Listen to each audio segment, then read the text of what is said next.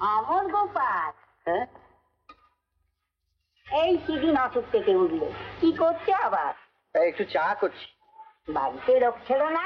না, ও রাঁধবার লোকটা তো আছে, ও তো সারাক্ষণ রান্না নিয়ে ব্যস্ত থাকে। গোপাল, বিয়ে করবি না? বিয়ে করে কি হবে? না না, মেয়ে কোথায়? মেয়ের আবার কি? ওই মগুজির একটা বড় মেয়ে রয়েছে, মিনি। তোমার সঙ্গে ভালো মেল হবে, তুমিও তো দেখেছো, বেশ মেয়ে, বলে দেবো আমি। ঘটকালি করার দরকার হলে আমি তোমার খবর পাঠাবো, বুঝেছো?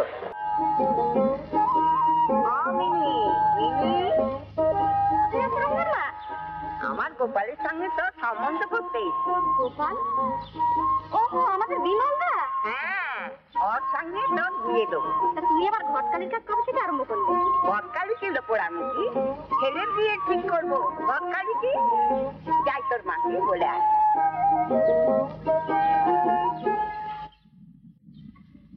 বিমল এই কথা বলেছে?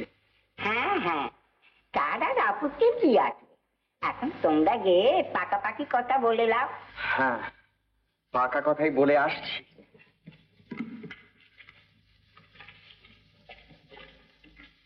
হ্যাঁ গো রহিমের মা, বিমল ঠিক বলেছে তো? এটা বলা বলি কি আছে? তোমাদের মেয়ে তো খারাপ নয়।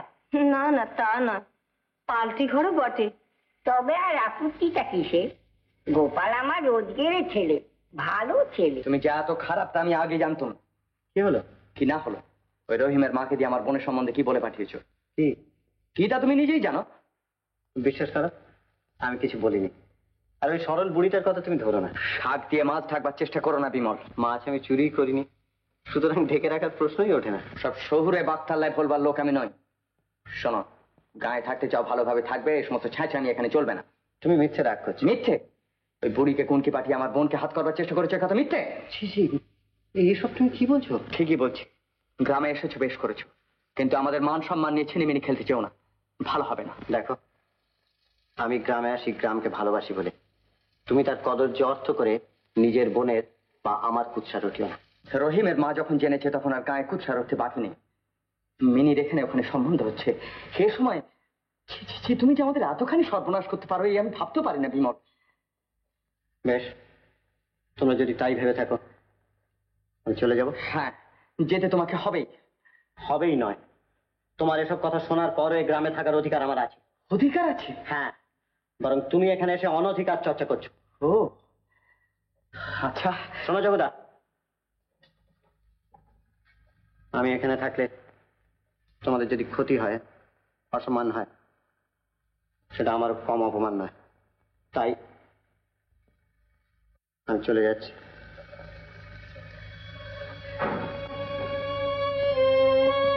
বিমলকে একেবারে ঠান্ডা করে দিয়ে এলো। সে কি রে? হ্যাঁ, ওসব শহুরে বাদরামি এখানে চলবে না। কেন কেউ ভাবে বলতে গেলি? ও হয়তো কোনো দোষ করেনি। দোষ যদি না করতো তাহলে আর আমার একটি দাবড়ানিতে গা ছেড়ে পালাতো না। বিমল, বিমল চলে যাচ্ছে? হ্যাঁ, আজ কোন মুখে আর থাকবে?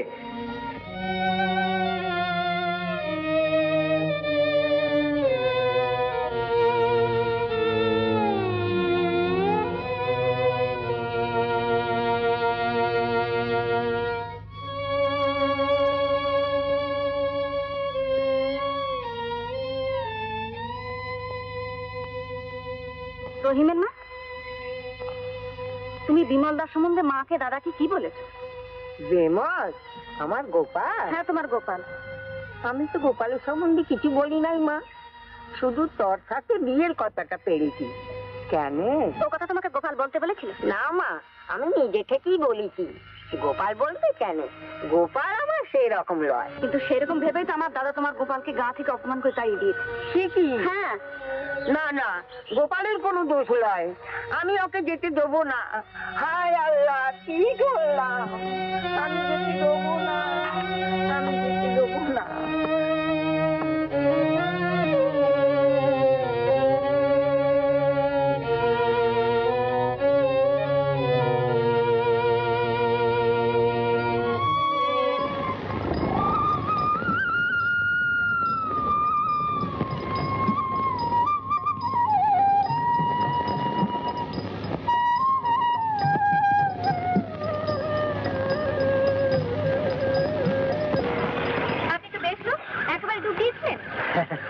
ডুবুরি না হলে তো রতন মেলে না।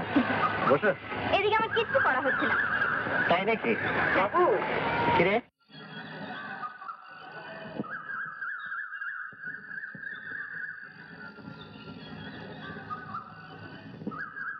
আজ কিন্তু আমাকে পড়াতে যেতেই হবে। হ্যাঁ,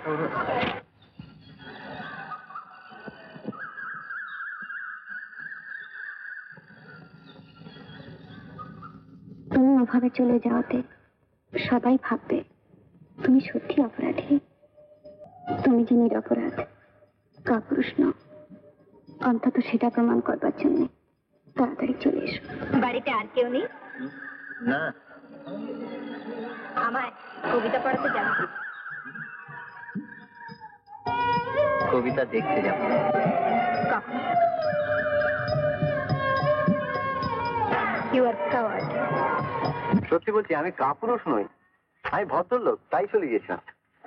কিন্তু বিমলদা, আজকাল ভদ্রতাকে ভীরুতা বলেই মানুষ ভুল করে। তাই তো তুমি আমার সে ভুল ভেঙে দিলে। আচ্ছা, বুড়ির কথা তোমার রাগ হয়নি? হ্যাঁ, রাগ হয়েছিল বলে তো তোমাকে ছি দিয়েছিল। তোমার রাগ হয়নি বুড়ির কথা? না, আমার আনন্দ হয়েছিল। আচ্ছা, বুড়ির যা ইচ্ছে তোমারও কি তাই? জানি না।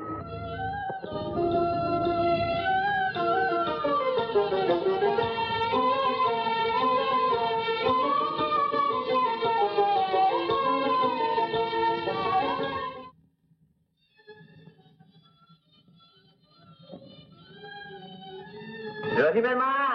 আমার ব্যাপার কখন আসবা? দেখো তো, এই চাদরটা তোমার কেমন হবে?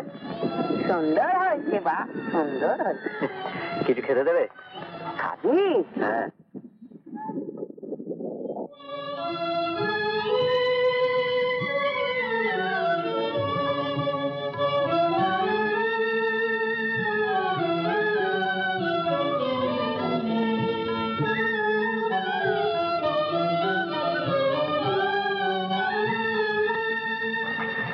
কোথায় চললে? ম্যাটার বইয়ের কাছে গেছি। ও, আমি খেতে চেয়েছি তাই খাবার আনতে যাচ্ছ? আরে না না, কিছু আনতে হবে না। কি হয়? ছেলে আমার বড় মুখ করে খেতে চাইবে, আমি এমন হাতে বাজি কিছু দিতে পারবো না। না না, আমি এমনি বলেছিলাম, তুমি ব্যস্ত হও না।